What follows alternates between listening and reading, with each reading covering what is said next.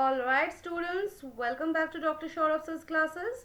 Today we are just tackling a nice question from the Madras School of Economics. Now, why should you care about MSE? Besides the fact that it's one of the India's premier institutes for the quantitative economics, their 5-year integrated MA is the choose your own adventure of degrees, you can say that. You can exit after 3 years with a BA honors or stay 4 for the honors with research or go for the full 5-year course. Okay, but to get there you have to prove you are not afraid of a little number theory. So let's look at this problem. Okay, so the question is saying that, just a second, yeah, the question is asking if n is a positive integer greater than 1 such that 3n plus 1 is perfect square, then show that n plus 1 is the sum of 3 perfect squares. Okay, so let's solve this together.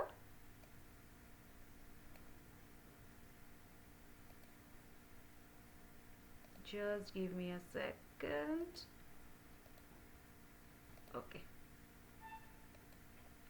Okay, so did you know that every positive integer can be written as the sum of 4 squares? That's the Lagrange 4 square theorem. Okay, but our problem today is snobbier. It wants us to prove that a specific number is the sum of exactly 3 squares. Okay, now a number cannot be a sum of 3 squares if it's the form of 4 to the power k 8m plus 7. If you ever see a number that looks like 7 or 15 or 23, just walk away. Okay, they are not joining the 3 square club. Now the problem says if n greater than 1 and 3n plus 1 is a perfect square, okay, then show that n plus 1 is the sum of the 3 perfect squares. Now, since 3n plus 1 is a perfect square, let's call it k square. Okay, so 3n plus 1 is k square. Now this means 3n equal to k square minus 1, which factors beautifully into k minus 1 into k plus 1, right? Now for 3n to be an integer, k square minus 1 must be divisible by 3. This tells us k cannot be a multiple of 3 because 3 square minus 1 is 8, not divisible by 3, right? So k must be of the form of 3m plus 1 or 3m plus 2.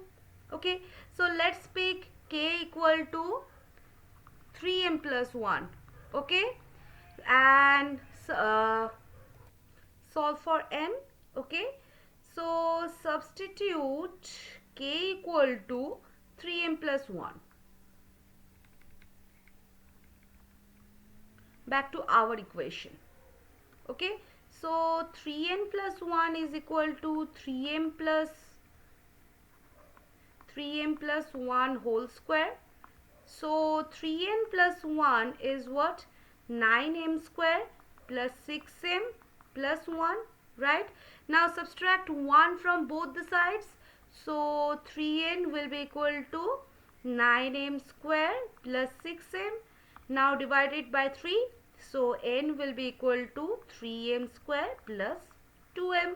Okay. Now the problem asks about n plus 1. So let's add n plus 1 to our result. So n plus 1 will be what? 3m square plus 2m plus 1, right? Now we need to break this into 3 squares.